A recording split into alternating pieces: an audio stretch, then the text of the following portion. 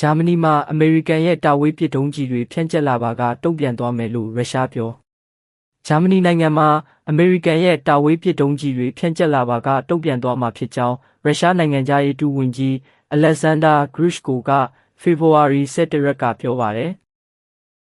ဒါကြောင့်သူတို့အနေနဲ့ရုရှားကိုစန့်ကျင်ဖို့စစ်ရေးစွမ်းရည်တိစောက်တဲ့လမ်းစဉ်ကိုရွေးချယ်မယ်ဆိုရင်ကျွန်တော်တို့ဘက်ကလည်းအလားတူဒါမှမဟုတ်အဲ့ဒီထက်ပိုပြီးထိရောက်တဲ့တံပြန်စစ်ရေးစွမ်းရည်တွေကိုဖန်တီးသွားမယ်ဆိုတာသူတို့နားလည်ထားသင့်ပါတယ်။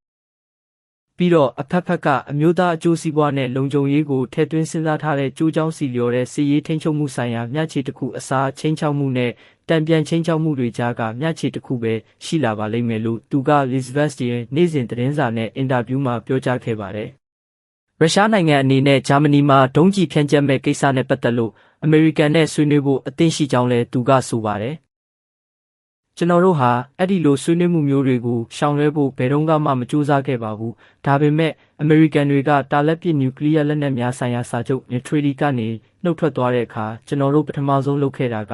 အဲ့ဒီလိုဒုံးကျည်တွေဖြန့်ကျက်ချထားမှုကိုရပ်ဆိုင်းထားမယ်လို့ကြေညာခဲ့တာပါ။အမေရိကန်ရဲ့စနစ်တွေကိုဥရောပမှာဖြန့်ကျက်မထားသေး၍ကျွန်တော်တို့ဘက်ကလည်းအဲ့ဒီလိုစနစ်တွေကိုဖြန့်ကျက်မှာမဟုတ်ဘူးလို့ပြောခဲ့ပါတယ်။ဒါပါပဲလို့သူကပြောပါတယ်။ဥရောပဟာအခုချိန်မှာရုရှားကိုစန့်ကျင်ပြီးလုံခြုံရေးတိစောက်ဖို့ကြိုးစားနေတာပါလို့လည်းဂရုရှ်ကိုကဆက်လက်ပြောကြားခဲ့ပါတယ်